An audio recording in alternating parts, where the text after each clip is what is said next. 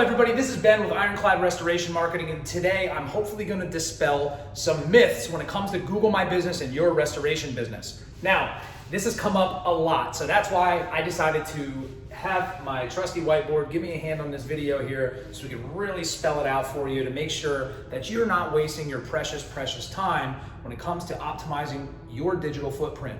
Now, this comes up quite a bit. A couple of my account managers have mentioned this over the last couple of weeks in our team meetings, and that's strictly things that people are doing and what you're doing with your Google business that you're completely wasting your time with. And a lot of this stuff is very counterintuitive. So that's why this is going to really spell this out, and it's going to make sense to you as soon as I'm done here. So let's talk about things that you guys are doing right now that don't affect your Google My Business rankings. And again, I can't stress the importance of those Google My Business rankings. If you've been watching our videos that we've been putting out, Google My Business is the way to get ranked in the map section. And the map section is important because that is one of the first things people see when they're finding property damage restoration contractors and they're coming from a mobile device.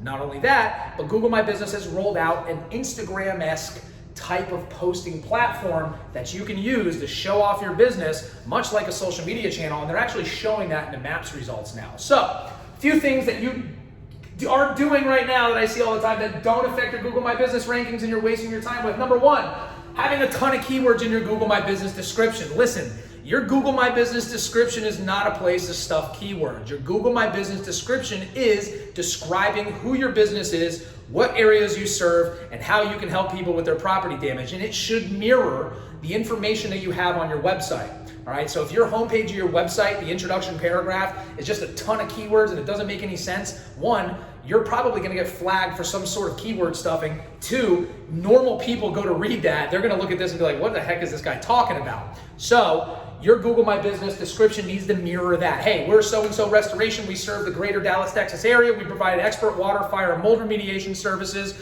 to businesses and residences alike. Call us today if you need any help. Something like that is perfect. You don't need to put in there water damage restoration and every little thing you do. This is just a brief description of your business that should mirror what's on your website, and your website should be authentic and talk about who you are and how you can help people, okay? But that's for another time. We've talked about that kind of stuff in our webinar for building websites with the conversion, so check out our YouTube page and you can learn all about how to properly position your homepage. But the other thing we see a lot is people, and I guess the theme of this is people are just abusing the hell out of these keywords, right? Keywords, and that's, again, it's logical. You think, hey, the more keywords I put into this stuff, the more Google's gonna look at it. Well, Google is a little bit smarter than that, okay? Google's looking for intent and they're looking for relevancy, all right? So having a ton of keywords in there doesn't make any sense. Their AI could probably read better than most like second graders. So, don't put any keywords in your products or services page in your Google My Business. As tempting as it may seem, yes, you should have all the products and all your services laid out, which technically are going to be keywords, but you have to keep in mind not to over scrutinize that because they don't affect your rankings, and that's what we want. See this a lot. Now that Google's rolled out this Instagram-esque kind of platform, people are using it, and it is very powerful. Does it affect rankings a whole lot? It's up for debate, but it definitely helps with click-throughs and it helps with conversions because you're basically forcing them to look at your Instagram page before they even pick up the phone to call. But one thing you shouldn't be doing is stuffing keywords in those posts. And if you're not familiar with those types of Google My Business posts, it's essentially just like Instagram. You're allowed to post a photo with a caption. They don't let you put phone numbers in there. They'll let you put links to your website, and that's going to lead me to the next thing, which is what you should be doing. All right, so don't stuff a bunch of keywords in those posts. That'd be like doing that on your Instagram page. So imagine if you put up a picture of mold being remediated and the caption is just every single damn mold remediation keyword that you can think of, thinking that you're gonna trick Instagram's or Google's algorithm by having all that stuff in there and get a leg up on your competition. Well, guess what?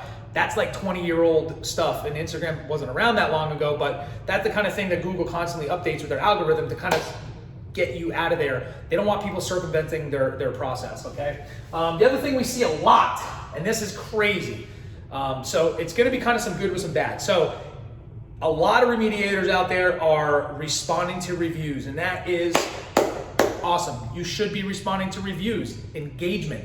Social media, your Google My Business is a very two-way street. If people are gonna take the time to comment on your stuff, you need to take the time to comment back to them and form that social media engagement. But what I see a lot, and it's kind of funny, is these business owners or whoever's managing their marketing, maybe it's an agency, they're gonna try to stuff a ton of keywords in those review responses. Number one, that looks so dumb.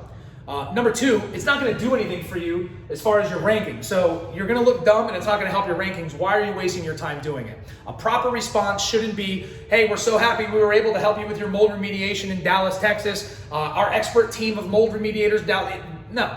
If somebody takes the time out to leave you a review, just write, hey, thanks a lot for sharing your experience with us. We strive to provide the type of service that we offered you. Give us a call anytime you ever need any help. That's the right way to review it. And believe it or not, Google actually looks at those reviews, all right? So enough about things that don't affect your Google My Business. Let's get to the bread and butter. What are some things that do affect your Google My Business rankings in terms of keywords and some other little ninja hacks you can do to your business? Now, the first one is, you should have a Google My Business page. If you don't, you're literally like jumping to step 5 with this video. Go back and create a Google My Business page, verify it. I've got some blogs on our website and some YouTube videos and a bunch of social media posts on how to even set up your Google business page properly and how to properly optimize it, and more so why you should be doing that way. So if you don't have one, go reference those videos or try to figure it out yourself. In a properly optimized Google business, it's going to be those same things. It's going to be some photos, going to be your logo. It's going to be having photos of your team. It's going to be a nice, proper description that mirrors your website. It's going to be listing out all the products that you offer, or services rather, all the services that you offer, and then the areas that you provide those services. Now, I do want to jump back a little bit. A lot of people are going to sit there and they're going to spend like a ridiculous amount of time writing every little township and city on their service area on there, which is fine, but it's not going to affect your Google business rankings. It's just you're just spending a bunch of time writing this stuff that's not going to go anywhere. So just focus on your core service area, and then in your description you could write, a couple of, hey, we serve a 30-mile radius around Dallas, Texas. All right. One of the big things that does affect Google business rankings, and if you reference one of our old social posts, we talk about this a lot, is customer reviews. You can talk about how great you are until you're blue in the face. Trust me, I do it all the time. But no one's going to believe you. But if you have a couple other people talking about how great you are, that is worth its weight in gold. So those customer reviews are crucial to getting these Google business rankings. Not only that, but staying above your competition. Again, back to things that could hurt you. You don't need to get like 50 reviews at once and then just shut down, right? The idea is to get consistent reviews on a month-over-month basis to build that portfolio of good reviews on your Google My Business page, okay? So a lot of people do this. They'll get 30 reviews in the first couple weeks and then they're done. No more reviews when their competition is just steadily chipping away, almost like the tortoise and the hare kind of situation, right? So you can't sleep on this stuff. Consistently get reviews and formulate some sort of game plan on how you and your team are gonna help get those reviews, because it is a pain in the ass to get your customers to leave you reviews already. So you have to take all of the work out of it. Now, speaking of customer reviews, here's a huge ninja hack that you can do if you're really itching to write a bunch of keywords somewhere. Again, you're not going to be writing these. It's getting your customers to leave you a review with a description of the service that you provided them. Keyword. Okay, so if you went to a customer and you remediated mold damage and you put back their kitchen and their whole place looks great and they're super happy, and you've sent them the text message, which is the best way to get a review, and you ask for a review and they write a review and they wrote, hey, so-and-so company came in, they found mold, they remediated the mold, and they built back my kitchen better than it ever has been. I couldn't be happier. I'm going to refer them to all my friends. That is huge, because Google will take those keywords out of those reviews and add it to help get you climbing in those Google business or Google Maps rankings rather, okay? Now the upgrade to that, so let's just say the gold star. So we just talked about texting a client right after you're done the job for a review. Maybe ask them to say, hey, just describe what we did for you and leave us a review. It'd be amazing. And have them put a picture up of before and after. Now, I know it's hard enough to get them to leave the review in the first place, and you're probably asking yourself, well, how the hell am I going to get them to post a picture up? Well, it's easy. You have to take all the work out of this for the client, and you'll get a much higher conversion on those clients that are going to leave you reviews. So my suggestion is, when you get there, and I'm sure all of you, well, hopefully all of you are documenting these projects from start to finish, take a picture of the worst, take a picture of you with the customer happy with a brand new kitchen, and send it to them. Say, hey, thank you for thank you for trusting our company. This is what we look like. This is what we found. Hopefully you're happy with the result. Look, if you can do us a favor, leave us a review, include these pictures in there so people can see the type of work that we do and really talk about your type of service. You're gonna have a much better chance of getting them to actually do that when you're basically taking all the guesswork out. So sending them a custom link to leave you a review, letting them know what they need to be doing in this review, and sending them a picture that they can post, damn, it's a no-brainer. If they're not leaving a review after that, just talk to them every once in a while. Every couple of weeks, just say, hey, just checking in. Did you have a chance to leave a Google review? How's your kitchen? Things like that. And really, you're gonna start being able to build this portfolio of consistent reviews going over the top. And again, it's not just to have these reviews, it's not just for other people to look and read what people are saying about you, which is great too, but it'll actually affect your Google My Business rankings in the map section, and I can't stress how important that is for your business. Now, when it comes to the whole posting platform that Google My Business has now, you have to treat it kind of like Instagram. And one thing that you can do to really help maximize your digital footprint, and we always talk about this here, is being omnipresent, being present on every digital channel you can possibly be for your restoration business, is putting your posts up, jobs before and after, some products or services you may offer, with a description of that product or service and a link, an outbound link to either an article from the CDC or your local government or the IICRC, some high authority industry website, or even your own website. So if you're blogging, which you need to be blogging, and if you're not blogging on your website, you need to reverse back a little bit, go back to our YouTube and learn why you need to be blogging for your restoration industry. But I'm going to assume that you are taking our advice and you're blogging.